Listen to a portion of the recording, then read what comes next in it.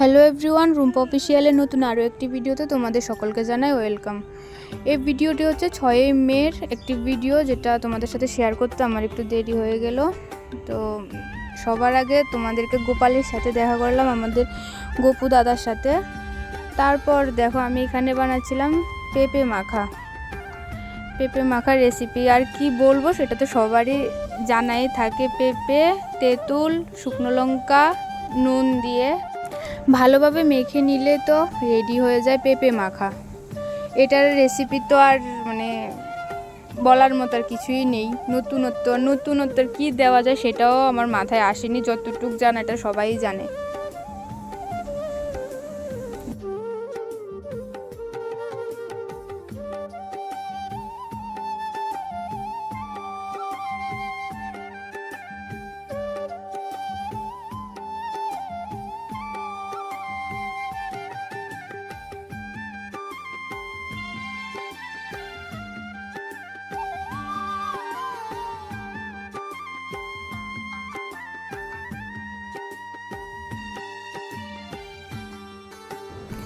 পেঁপে মাখা খাওয়ার পর এখানে সবাই বসে পড়ছে সকালের খাওয়ার জন্য। এখানে সবাই নিচে বসে একসাথে খুব সুন্দরভাবে খাচ্ছে।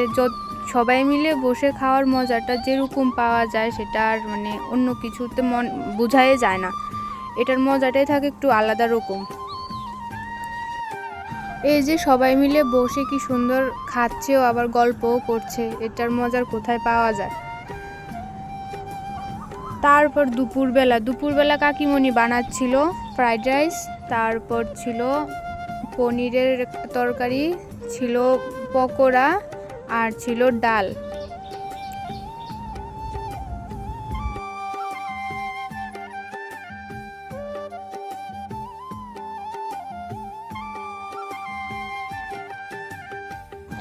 আর আমি এই যে পকোড়া ভাজার জন্য যে ব্যাটারটা বানিয়ে রেখেছিল সেটাকে আমি ভেবেছি ডাল। রান্নাঘরে না ঢুকলে যা অবস্থা হয় সেটাই আমার সাথে হলো।